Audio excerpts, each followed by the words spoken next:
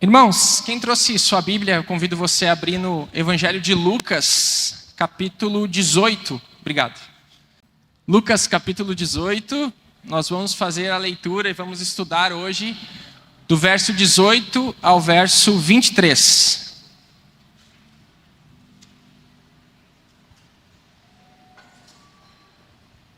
Creio que é um texto conhecido dos irmãos. Diz assim a palavra de Deus. Vai ser projetado aí. Certa vez um homem de alta posição perguntou a Jesus: Bom mestre, que devo fazer para herdar a vida eterna? Por que você me chama de bom? Perguntou Jesus. Apenas Deus é verdadeiramente bom. Você conhece os mandamentos: não cometa adultério, não mate, não roube, não dê falso testemunho, honre seu pai e sua mãe. E o homem respondeu: Eu tenho obedecido a todos estes mandamentos desde a juventude. Quando Jesus ouviu sua resposta, disse: Ainda há uma coisa que você não fez. Venda todos os seus bens e dê o dinheiro aos pobres. Então você terá um tesouro no céu. Depois venha e siga-me. Ao ouvir essas palavras, o homem se entristeceu, pois era muito rico. Muito rico. Vamos orar mais uma vez? Senhor Jesus, que a Tua palavra, Senhor, que é viva e eficaz, fale conosco nessa noite, nesse tema tão importante, tão atual em nossos dias. E creio, Senhor, que todos nós precisamos, a começar por mim, ouvir dessa palavra, Senhor, nessa noite. Em nome de Jesus. Amém e amém. Existia um famoso teólogo chamado Warren Wiersbe, que ele classifica o capítulo 18 de Lucas como encontros e lições.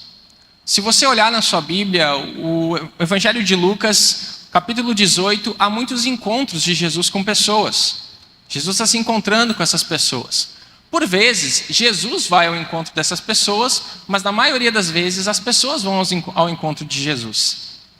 E o capítulo 18, ele é sobre esses encontros e sobre as lições que eu e você podemos tirar desses encontros. Só que o encontro de Jesus, ou o encontro desse jovem rico, que a Bíblia diz que é jovem rico, a gente não sabe o nome dele, mas diz que ele é rico, é diferente. Porque nos outros encontros, as pessoas elas saíam dos encontros com Jesus transformadas, felizes, libertas, só que esse não. Se você notar o final dessa história que nós lemos, esse cara não sai feliz do encontro com Jesus. Ele não sai cantando, dizendo assim, colocando, olha, tive um encontro com Jesus, né, marcando Jesus no Instagram. Ele não faz isso. Ele sai triste. Ele sai decepcionado. E talvez você já ouviu falar de um Deus que não te decepciona. Você já ouviu isso? Provavelmente, né? Deus é o único que não vai te decepcionar. Talvez vá. Quando as nossas motivações estão erradas, a respeito do caráter de Deus principalmente, Deus nos decepciona. Porque a visão que muitas pessoas têm de Deus é de um Deus que é obrigado a abençoar os seus filhos. Eu já ouvi isso, talvez você já ouviu também, que Deus tem a obrigação de abençoar os seus filhos.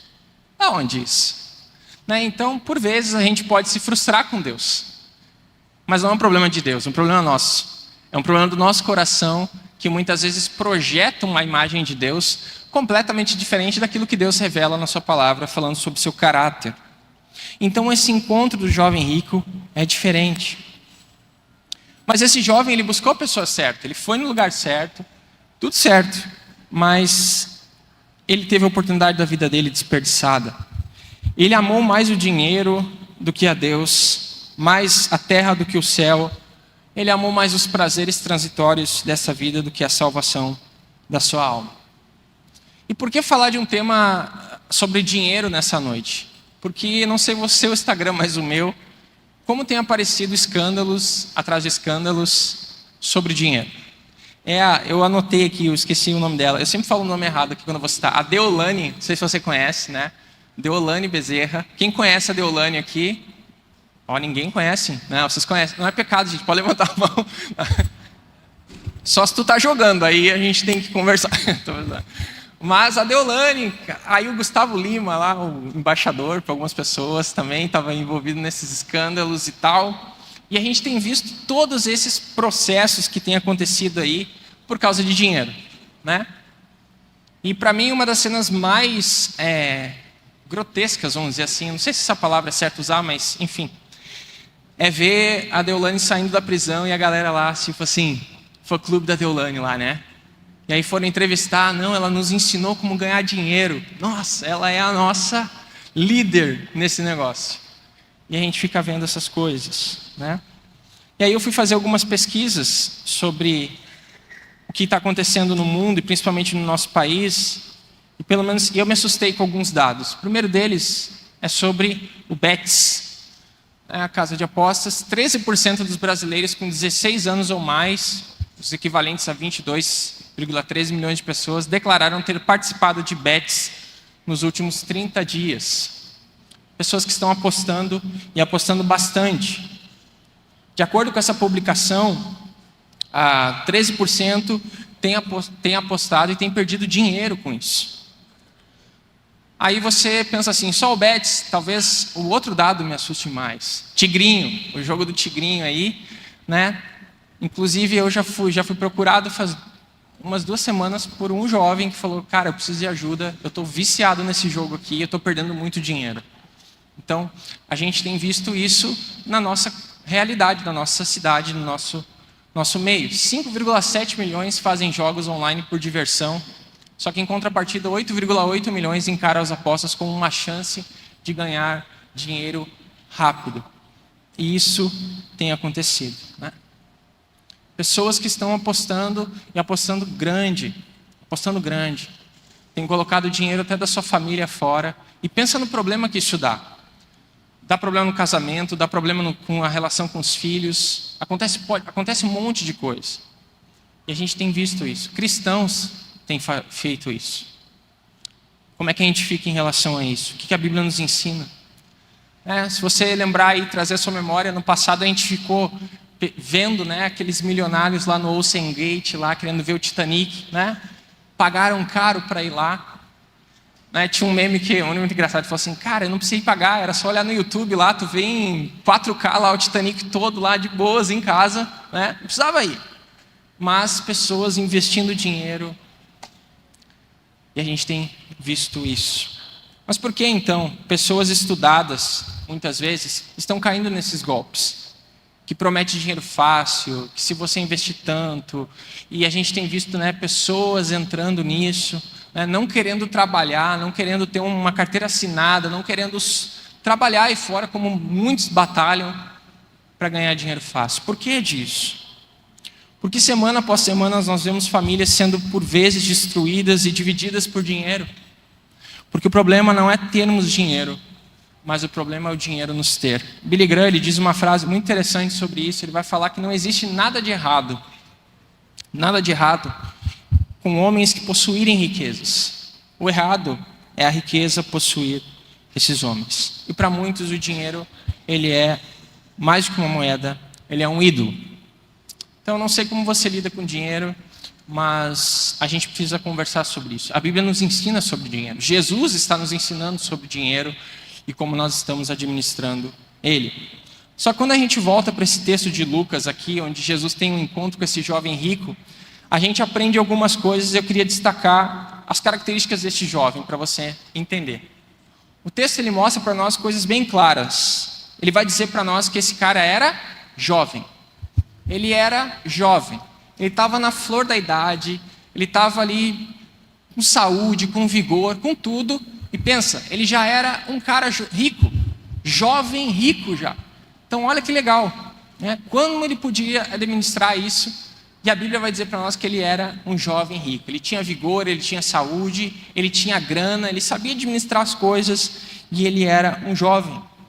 A segunda característica que o texto dá para nós aqui é que ele era um jovem rico. Os 3 evangelhos dizem isso para nós. Mateus, Marcos e Lucas, que contam essa história, eles vão destacar que esse jovem era rico, que esse cara tinha a grana, o cara era magnata mesmo. Então a gente vai ver isso aí, ele possuía tudo de bom e de melhor daquela época, tinha muito dinheiro. Então ele era um cara jovem, ele era um cara rico. Outra característica desse texto é que esse jovem ele era um proeminente. Esse jovem não era qualquer jovem. Esse jovem ele era influente. Esse jovem ele tinha uma certa reputação grande na época. Tá pegando? Ele é jovem, ele é rico e ele é influente. Ele é um cara grandão, ele não é qualquer um. Uma outra característica que o texto diz para nós é que ele era um jovem virtuoso. Esse cara, ele era para casar, se a gente fosse dizer assim. Cara, gente boa, 10 em tudo. Era o 10-10 em tudo, tudo. Ele considerava um fiel cumpridor da lei. Ele era o cara mais legal da época. Tinha um desenho que eu lembrei, quando eu era pequenininho, que eu olhava, chamado Eu Sou o Máximo. Quem lembra desse desenho? Ninguém lembra? Ei, gente. Agora eu me senti mais velho do que... Mas enfim, pesquise lá no YouTube, tem Eu Sou o Máximo, o nome do filme, e do desenho. E qualquer situação que acontecia, aquele personagem dizia, eu sou o máximo. Então esse cara, ele era o máximo na época. Ele era rico, ele era jovem, ele era proeminente, ele era influente, ele tinha dinheiro e ele era um cara muito bem religioso. Ele chega para Jesus e diz assim, Jesus, tudo eu cumpro. Eu obedeço aos meus pais, eu não traio ninguém, eu estou de boas, eu sou 10 em tudo, até na religião eu sou bom. Então ele era um jovem virtuoso. Mas a gente começa a ver outras características quando a gente vai entrando no texto. Que além dele ter essas características boas, ele era uma pessoa insatisfeita. Ele tinha tudo para ser feliz e viver bem, tudo, mas algo faltava para aquele cara. Então ele chega para Jesus. Ele chega para Jesus insatisfeito e ele buscava a salvação. Ele sabia que embora fosse um fiel cumpridor da lei, embora ele fosse assim, um cara 10 em tudo, religioso, ele não era salvo. Ele sabia que faltava alguma coisa e aquilo estava tornando ele uma pessoa insatisfeita. Então essa é a característica desse jovem. Virtudes seriam derrubadas por Jesus. Por isso que eu disse no início, quando a gente chega para Jesus, às vezes tendo visões diferentes ou erradas de Jesus, ele com o Evangelho, ele derruba essas virtudes nossas e essas visões que a gente tem que muitas vezes são erradas. Ele chegou para Jesus já pronto. Quanto que custa? Quanto que custa? O que tem que fazer que eu sei fazer? E Jesus diz para ele assim, não é assim. Salvação não é assim. E Jesus vai ensinando para ele. Henry Ford, ele dizia uma frase muito interessante, não está aí, eu esqueci de colocar, que diz que o dinheiro não modifica o homem, mas apenas desmascara ele. O dinheiro não modifica o homem, ele apenas é desmascarado. Então esse cara, a gente vai ver que ele era enganado por muitas coisas. Que por mais que ela tivesse essa lista toda de virtudes, de qualidades, de grana, de poder, de influência, Jesus ia desmascarar ele. Ia dizer para ele quem ele era realmente e quem Jesus era. Então a gente vai pensar um pouquinho nesses enganos desse jovem. Em primeiro lugar, Jesus vai chegar para ele e dizer para ele que ele estava enganado a respeito da salvação. A respeito da salvação. Para ele, para esse jovem, a salvação ela era um mérito. Era algo que ele fazendo, ele conseguindo comprar, ele conseguiria. E Jesus chega para ele e diz que não. A salvação ela é um presente de Deus. É graça, por meio da graça. Nós somos salvos mediante a fé e pela graça de Deus. Pela graça de Deus. Então muitas pessoas estão enganadas que nem esse jovem. Elas acham que se elas não faltarem um culto na igreja, se elas não faltarem um CFM na igreja, se elas derem o dízimo, elas são salvas por isso. Não são. Elas não são. Isso é resultado. Isso é resultado. Mas a graça de Deus, ela é um presente. Eu e você, nós não merecemos nada que venha do Senhor. Nada. É tudo presente. Você respira hoje aqui, você está respirando, eu estou respirando, porque Deus quer. Porque é graça e misericórdia dEle. Você pode ter o melhor pulmão do mundo, mas é graça de Deus. É a vida que o Senhor te dá, que te sustenta. Então esse é o primeiro engano. Ele estava enganado a respeito da salvação. Segundo engano desse homem é que ele estava enganado a respeito de si mesmo. Versículo 21, 19 a 21 fala isso. Esse jovem, ele não tinha consciência do quão pecador ele era. O pecado é uma rebelião contra o Deus Santo. Não é simplesmente uma ação, mas uma atitude interior que exalta o ser humano e desonra a Deus. O jovem rico pensou que suas virtudes externas podiam agradar a Deus. Porém, as Escrituras dizem que somos todos como imundo e todas as nossas justiças são como trapo de imundícia aos olhos de Deus. Isaías 64:6 falam isso. As vossas obras, aquilo que vocês fazem, são como os trapos de imundícia. Então, ele tinha uma visão completamente errada dele mesmo. Ele se achava bom, ele se achava o cara, né? Ele se achava alguém que era vencedor em tudo. E não é o que você ouve hoje. Não é o que as pessoas estão querendo dizer. Essa lavagem cerebral que a gente ouve, que as pessoas estão fazendo. Você é um vencedor, você pode, vá lá, acorde cedo, trabalhe. Você é forte, você é um leão, você é várias coisas. Mas a Bíblia diz que nós somos pecadores. É isso que nós somos. É isso que nós somos. Mas também a Bíblia diz que nós somos amados por Deus. Porque Deus amou o mundo e deu o seu Filho para morrer na cruz por nós. Não estou dizendo que você não tenha que levantar e trabalhar e eu tenho que fazer isso, você também tem que fazer isso. Mas a gente, quando vive a nossa vida na perspectiva de Deus, de entendendo que é tudo presente dEle, é graça dEle, é Ele que nos sustenta, a nossa vida é dEle, a esperança que Ele nos deu não é para essa terra, mas é para a eternidade. A gente muda a nossa perspectiva. Quer ver uma coisa que nós não conversamos como igreja? Contentamento. Ser contente com as coisas que Deus nos dá. Mas nós vivemos muito insatisfeitos. Por quê? Porque a gente não agradece a Deus por aquilo que Ele tem nos dado. A gente é mais propenso, eu e você, a pedir as coisas que Deus não nos deu, do que agradecer as coisas que Deus já nos deu. Então nós precisamos refletir acerca disso. Só que aqui, Jesus não cita a lei para ele como meio de alcançar a salvação. Jesus não chega para ele e diz assim: olha, você se fizer isso aqui que eu vou dizer para você agora, você vai ser salvo. Não. Quando o texto diz para Jesus, quando o texto diz que Jesus falou para o jovem rico, na realidade Jesus estava dizendo para ele assim: ó, presta bem atenção no que você está me falando. Presta bem atenção no que você está me perguntando. Porque a lei vai revelar que você não é tudo isso que você está dizendo. É isso que Jesus está dizendo. Então, quando Jesus responde àquele jovem rico, quando ele chega: mestre, o que eu vou fazer para herdar a vida eterna? Jesus vai dizer para ele: cara, você não pode fazer nada. Você não pode fazer nada. É tudo graça. E Jesus ia constranger ele, mostrando para ele que a própria Bíblia, a própria lei, ia mostrar isso para ele. Jesus fala ali para ele: olha, uma coisa ainda te falta. Ou seja, uma coisa ainda te falta. Vende tudo o que tu tem, dá aos pobres e depois você me segue. Jesus é claro para ele: abandona a tua vida, aquilo que você acha que é legal, que é bacana, e me segue. E aquele jovem não faz isso. Quer ver um outro exemplo disso? Sermão do Monte, Mateus capítulo 5. O Sermão do Monte, quando Jesus está ensinando os seus discípulos, o Sermão do Monte quer nos passar uma lição muito clara. E talvez você não percebeu, mas eu lendo, relendo, eu fui entendendo. E depois estudando mais adiante. O Sermão do Monte, Jesus está ensinando coisas que, se você for ver na prática, é difícil. Nada do Sermão do Monte é fácil. Nada. Amar os inimigos, perdoar, não cometer adultério na nossa mente e tudo mais. Isso é difícil. E Jesus, ele vai ensinando: olha, vocês ouviram o que foi dito, Moisés disse isso, mas agora eu estou dizendo isso para vocês e tal. E ele vai apertando o circo, ele vai apertando a corda.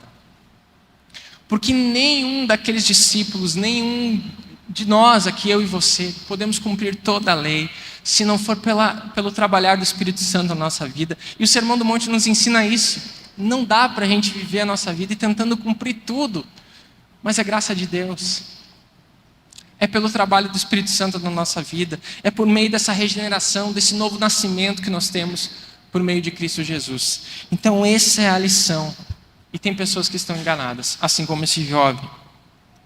Então o que faltava para ele? Faltava um novo nascimento, faltava a conversão, buscar a Deus em primeiro lugar. Essa é a segunda. Terceiro, a gente lê esse texto e Jesus vai mostrando mais coisas sobre o que ele estava enganado. Ele estava enganado a respeito da lei de Deus. Versículo 20 a 21. Ele mediu sua obediência apenas por ações externas e não por atitudes internas. Aos olhos de um observador desatento, ele passaria no teste, mas Jesus identificou a cobiça do seu coração. O 10º mandamento da lei de Deus trata do pecado da cobiça. Este é um mandamento subjetivo da lei. Ele não pode ser apanhado por nenhum tribunal humano. Só Deus consegue diagnosticá-lo. Jesus viu no coração daquele jovem o amor ao dinheiro como raiz de todos os males. Então aquele jovem chega e diz para a galera que estava toda reunida ali, dizendo assim: olha, eu não mato, eu não roubo, eu não adultero, eu sou um cara de gente boa. E as pessoas vendo. Mas o que estava dentro dele, Jesus viu, que era a cobiça, que era um amor ao dinheiro. Só que a gente vê esse texto aqui, e é interessante porque a gente pensa assim: pô, esse jovem ele deveria torrar tudo, deveria ser um cara gastador e tal. E a gente meio que sempre quando fala sobre dinheiro, a gente fala disso, né? Cuidar o dinheiro nessa questão de não se endividar e tal. E tá certo, a gente tem que cuidar mesmo. Mas e as pessoas que são avarentas? E as pessoas que são, sabe, segura tudo, tio Patinhas da vida, né? E aí, não é errado isso também? Deus nos deu trabalho, nos deu condições para a gente abençoar outras pessoas. Imagine, irmãos, aquela reunião de Atos 2. Que Atos 2 vai dizer que a igreja fez o quê? Vendeu as propriedades e dividiu para todo mundo. Imagina um desse lá no meio. Não, não posso. Não posso. É a minha carteira, eu investi, é a minha bolsa, não posso. Isso não é a mentalidade do reino. Então, às vezes a gente fala assim, não, a gente olha muito para quem está endividado, para quem, nossa, meu Deus, e as pessoas que guardam e não abençoam ninguém, e vivem uma vida infeliz por aquilo que Deus nos dá. Então a gente tem que cuidar também, a gente tem que aprender a olhar para isso também. Então ele estava enganado a respeito da lei de Deus. Quarto lugar, ele estava enganado a respeito de Jesus. Indo para o fim, a gente vê que lá no início, versículo 18, ele chama Jesus de bom mestre. Bom mestre, né? Chega já adulando Jesus, né? Bom Jesus, bom mestre, mas não está pronto para obedecer o mestre. Ele pensa que Jesus é apenas um rabi, um mestre, e não um Deus encarnado. Só que Jesus queria que esse jovem, assim como nós, se visse como um pecador que ele realmente era e se prostrasse aos pés de Jesus. Clamasse por misericórdia e salvação. Era isso que Jesus queria que ele fizesse. Então nós não podemos ser salvos pela observância da lei, pois a lei exige perfeição e nós somos rendidos ao pecado.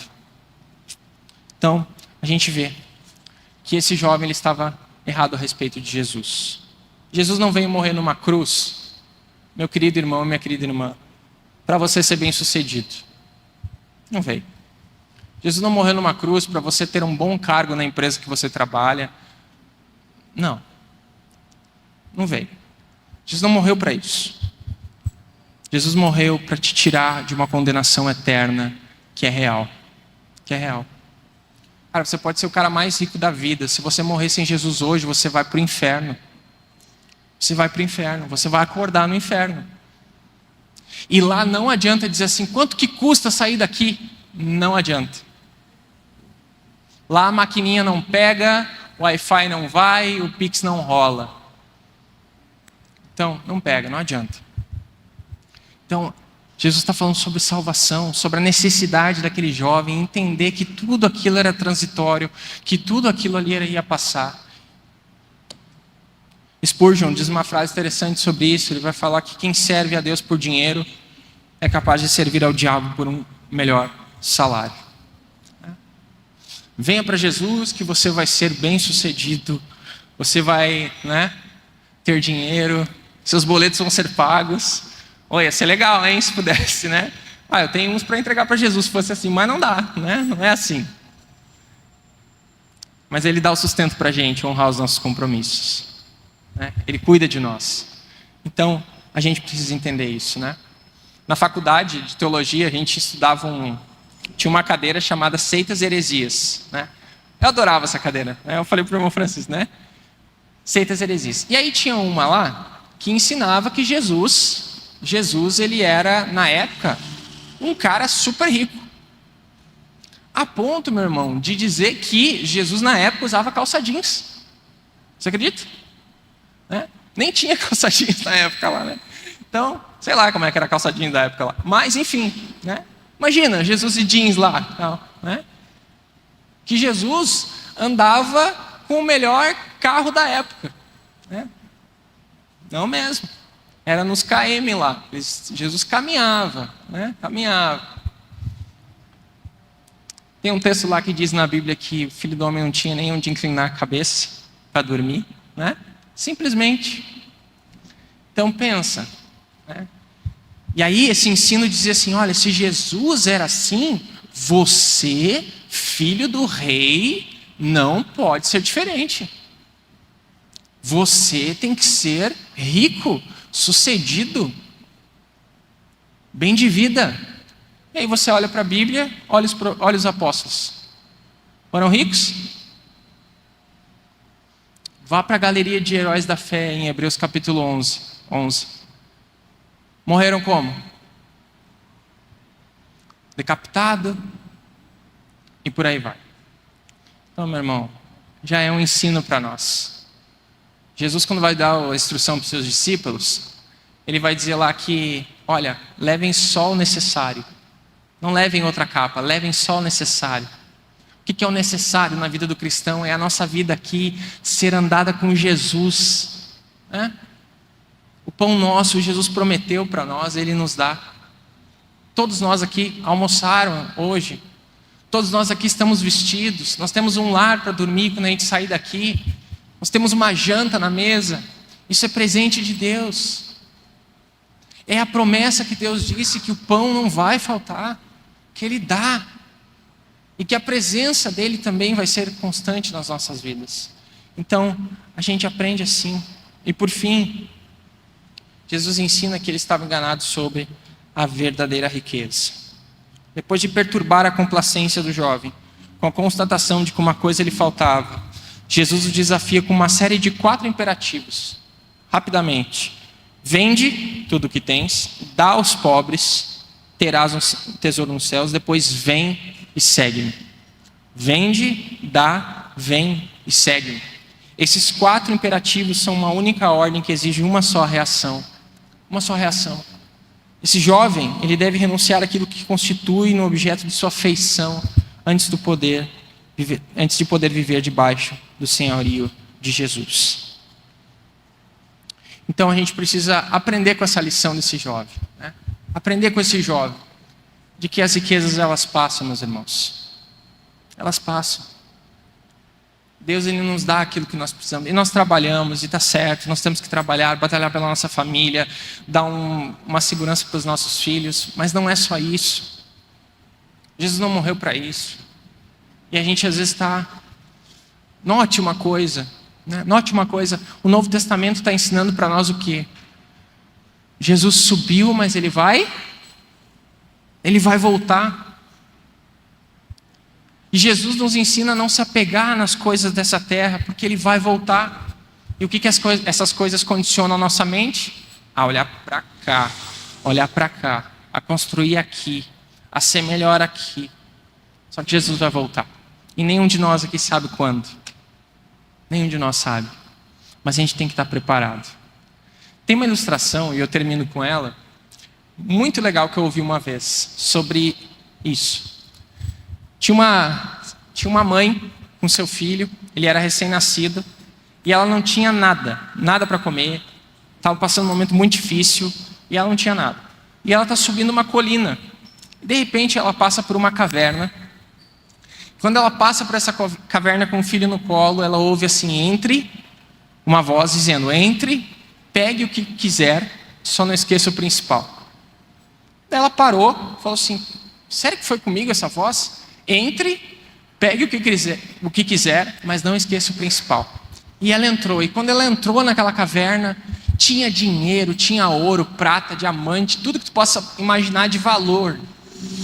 E um saco grande para ela. E ela disse: nossa, olha só que legal, agora eu posso me realizar, agora eu posso dar comida para meu filho, eu posso fazer muitas coisas. E ela começou a pegar aquelas coisas e colocar dentro do saco, e ela começou a pensar no que ela faria com aquele dinheiro, o que ela faria com aquilo, e ela foi, e ela deixou o filho dela numa pedra, e ela começou a ir trazer aquelas pedras e tal, e a voz mudou e disse assim: olha, você tem pouco tempo antes que a caverna feche. E ela ali, obcecada por aquilo, e ela foi guardando vários sacos, feliz da vida, porque ela ia poder ter várias coisas, e de repente começou uma contagem regressiva, 5, 4, 3, 2, 1, e ela foi jogada para fora da caverna com todos os sacos. O que ela esqueceu lá dentro? O principal. Ela esqueceu o filho lá dentro. O que a gente aprende com essa lição? Muitas vezes a gente está preocupado em juntar tesouros, né? Só que a gente esquece o principal, que é a nossa vida eterna. A gente esquece o principal. E é isso que esse jovem, que Jesus estava ensinando para eles. O que você tem deixado em prol das riquezas? Talvez você tenha deixado de lado seus filhos. Talvez você tenha deixado a sua família, igreja. Talvez esteja vivendo apenas por dinheiro e não tenha usado o dinheiro que Deus lhe deu para abençoar a vida, a igreja, pessoas. O que você tem que deixar? Talvez o nosso pecado seja avareza. Talvez o nosso pecado seja como nós lidamos com o dinheiro. Mas o que você tem deixado? O que você tem deixado? O jovem rico é uma advertência aos que desejam uma fé cristã que não mude os seus valores e nem perturbe o seu estilo de vida. O louvor pode subir já. Jesus não ordenou a todos os pecadores que vendessem tudo e dessem aos pobres. Jesus não fez isso, apenas com esse jovem. Mas ele nos mostra em que áreas da nossa vida estamos sendo desonestos. Então Jesus, ele sabia qual era o problema desse jovem. Jesus sabe o seu problema. Jesus sabe o seu pecado, sabe o meu pecado. Talvez não seja esse, talvez seja outro. Mas Jesus conhece o nosso coração. Ele sabe naquilo que nós não estamos sendo honestos. Então nessa noite que a gente possa refletir sobre isso. Você sai daqui pensando como você tem lidado com dinheiro, com essas oportunidades que aparecem na sua porta, no seu celular, entendendo o que o Evangelho diz sobre isso. Amém?